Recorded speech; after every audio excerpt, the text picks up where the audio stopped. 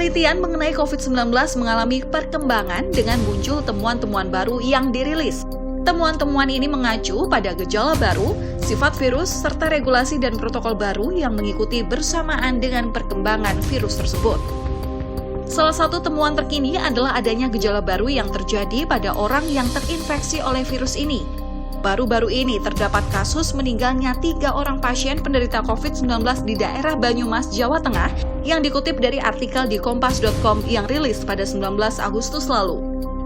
Dalam artikel ini, Bupati Banyumas, Ahmad Hussein, memberikan keterangan bahwa 3 pasien tersebut tidak menunjukkan gejala seperti orang yang terinfeksi virus corona, yakni batuk, pilek, atau demam.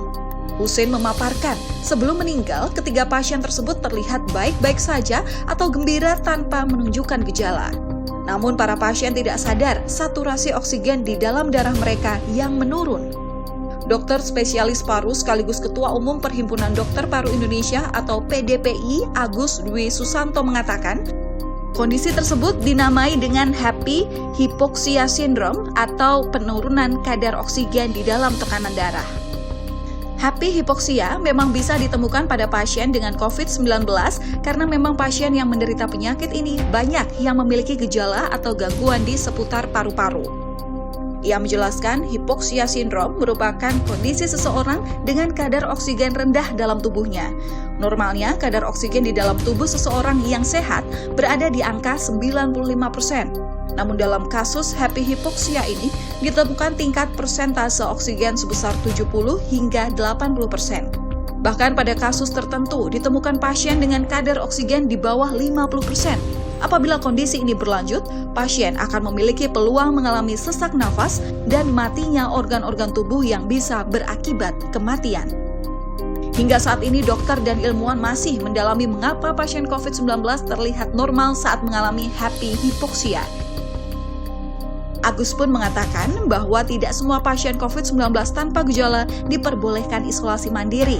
Mereka juga harus memeriksakan diri karena dikhawatirkan terkena happy hypoxia syndrome.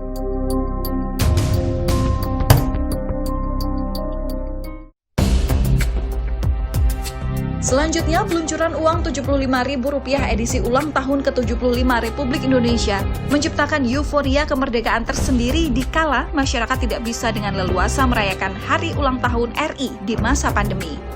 Namun, kehadiran uang baru ini juga turut dimanfaatkan oleh oknum-oknum tertentu dalam menciptakan informasi menyesatkan di media sosial. Melalui media sosial Facebook, terdapat berita mengenai keluarnya uang pecahan baru dengan nominal Rp200.000 dan Rp75.000 yang diluncurkan secara bersamaan. Dalam penelusuran yang dilakukan oleh Turnback Hoax, diketahui bahwa pecahan Rp200.000 yang terdapat dalam foto tersebut adalah voucher belanja yang dikeluarkan oleh Paul Ralph Lauren Indonesia. Maka bisa dipastikan bahwa uang Rp200.000 tersebut merupakan hoax. Informasi bahwa uang itu merupakan voucher belanja diperkuat oleh pernyataan dari Ralph Lauren yang mengatakan bahwa voucher tersebut dapat digunakan untuk memperoleh potongan harga pembelian produk-produk di toko tersebut dan bukan uang resmi keluaran Bank Indonesia layaknya pecahan Rp75.000 yang terbit dalam edisi terbatas.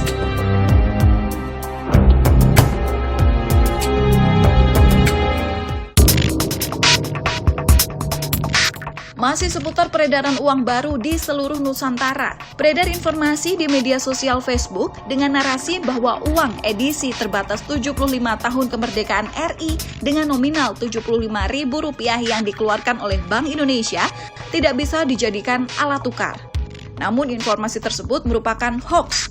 Deputi Gubernur Bank Indonesia Rosmaya Hadi mengatakan uang baru tersebut bisa menjadi alat pembayaran uang yang sah. Dikatakan juga bahwa uang pecahan Rp75.000 ini disebut sebagai legal tender atau alat bayar yang sah sehingga bisa digunakan dalam proses transaksi jual-beli.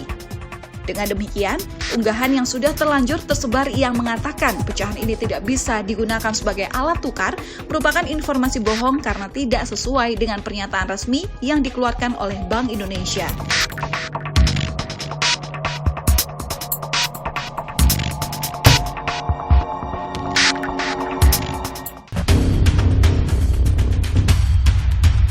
Selanjutnya, Beredar sebuah postingan dari sebuah akun Facebook dengan foto berisikan hasil tangkap layar suatu pesan berantai dari WhatsApp mengenai klaim bahwa mengkonsumsi telur rebus pada malam hari dapat menjadi penangkal COVID-19. Namun, dalam penelusuran fakta yang dilakukan sejumlah media nasional, juru bicara gugus tugas COVID-19 Sumatera Utara, Aris Yudariansyah, mengatakan telur rebus memang mempunyai kandungan gizi tertentu yang mungkin bisa meningkatkan stamina dan lainnya karena adanya kandungan protein dari telur. Meski demikian, hal ini tidak bisa membenarkan bahwa mengkonsumsinya di malam hari memiliki hubungan dengan menangkal penyakit COVID-19. Ini karena belum ada penelitian ilmiah yang membenarkan klaim tersebut. Ia juga meminta warga tetap melakukan hidup sehat dan menjaga kebersihan, serta tidak mudah percaya pada informasi yang tidak jelas asalnya.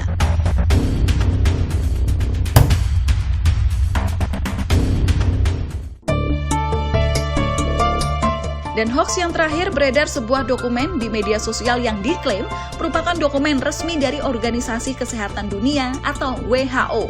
Melalui dokumen tersebut, WHO merekomendasikan atau menganjurkan untuk tidak menggunakan masker selama pandemi COVID-19.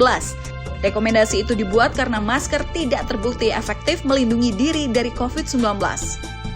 Faktanya, dikutip dari factcheck.afp.com, dokumen yang diklaim berasal dari WHO yang berisi rekomendasi untuk tak mengenakan masker tersebut tidaklah benar alias hoax. WHO melalui juru bicaranya Margaret Harris mengatakan, dokumen yang beredar di media sosial itu bukanlah dokumen resmi yang dikeluarkan WHO. Karena anjuran untuk mengenakan masker dikeluarkan WHO sendiri dan wajib dipatuhi masyarakat untuk mengurangi penyebaran pandemi COVID-19.